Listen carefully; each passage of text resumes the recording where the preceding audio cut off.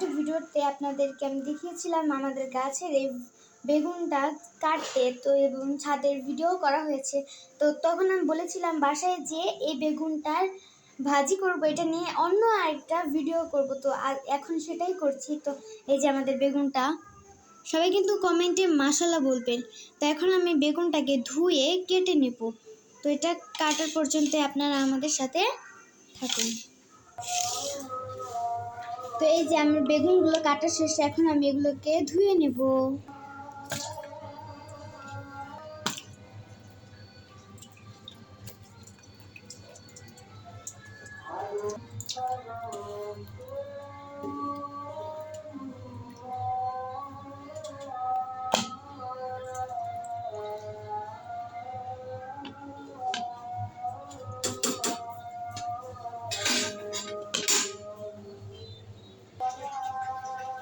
তো এই যে আমার বেগুনগুলোকে সুন্দর করে কেটে ধুয়ে নেওয়া শেষে এবার আমি যা যা মশলা লাগবে সবগুলো দিয়ে দেব। তো মশলার জন্য আমার লাগবে লবণ, মরিচ আর হলুদ। তো এখন আমি লবণ দিয়ে দেব সবগুলোতে। এখন হলুদ দিয়ে দিচ্ছি।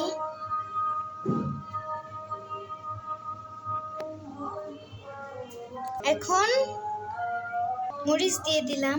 এইবার এগুলো সবগুলোকে সুন্দর মতো মাখিয়ে নেই। চলুন। আমার নিজের গাছের প্রথম বেগুন হচ্ছে এটা। আর আমার নিজের গাছে যে কোনো সবজি আমার যদি নিজের গাছের হয়, নিজের হাতে তৈরি করা হয়, তৈরি বলতে নিজের হাতে ফলন হয়, আমার এইসব খেতে এতই ভালো লাগে। আর হচ্ছে এটা হচ্ছে আমার নিজেদের বাসার মুরগি। তো সেটাকে রান্না করবো আজকে। আমাদের খাবারে থাকবে ভাত, এই মুরগির মাংস আর এই বেগুন ভাজা।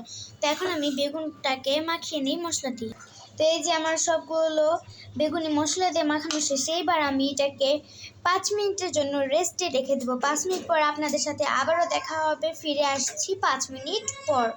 আজকে আমাদের বাসায় গ্যাস নেই, তো সেজন্য এলপি গ্যাসে চড়িয়ে দিলাম। এখানে হচ্ছে আমি সেই মাংসটা দিয়ে দিলাম। তো এখন আমি বেগুনটাকে ভাজবো। গ্যাসটা জ্বালিয়ে দিলাম। কিছুক্ষণের জন্য এটাকে রেখে দেবো যাতে গরম হয়। আর 5 মিনিট পর আমি এটাকে নিয়ে চলে এসেছি। 5 মিনিট রেস্টে রাখতে হয়। 5 মিনিট না হলে সর্বোচ্চ 8 থেকে 10 মিনিট রাখতে হয়। এখন আমি তেল দিয়ে দেব।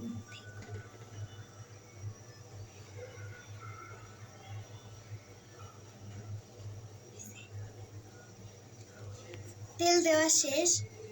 তেলটা আমি এবার চারিপাশে ছড়িয়ে দেব। তো এই যে আমার তেলটা দেওয়া শেষ। এবার একটু গরম হবে। তো এটা হচ্ছে আমার মুরগিটা। এবার মুরগিটাকে একটু করে দেব। গ্যাস আজকে আমাদের বাসায় একদমই নেই, মানে সকাল থেকেই নেই বলতেই ধরা যায়। আসছে যাচ্ছে এমন করেই চলছে। তেমন করলে তো আর রান্না হয় না, তাই এলপি গ্যাসে রান্নাটা বসিয়ে দিলাম। এবার এইখানে বেগুন ভাজার জন্য তেলটা গরম হয়ে গিয়েছে। এবার বেগুনগুলো দিয়ে দেব। এক এক করে সবগুলো বেগুনই দিয়ে দেব।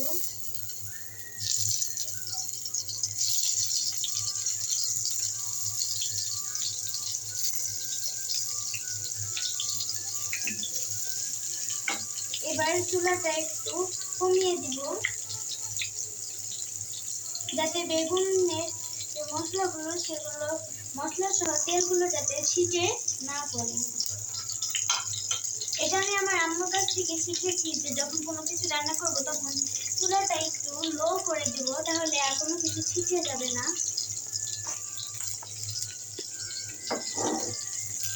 এরপর এটাকে তেলটা চারিপাশে দেওয়ার জন্য এমন একটু দিয়ে দেব।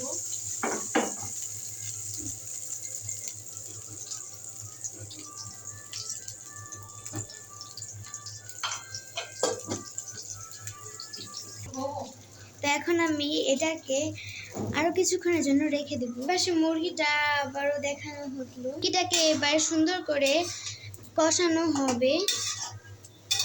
আর এপাশে এখন আমি বেগুন ভাজাগুলোকে উল্টিয়ে দিব, বেশিক্ষণ রাখলে আবার পুড়ে যেতে পারে।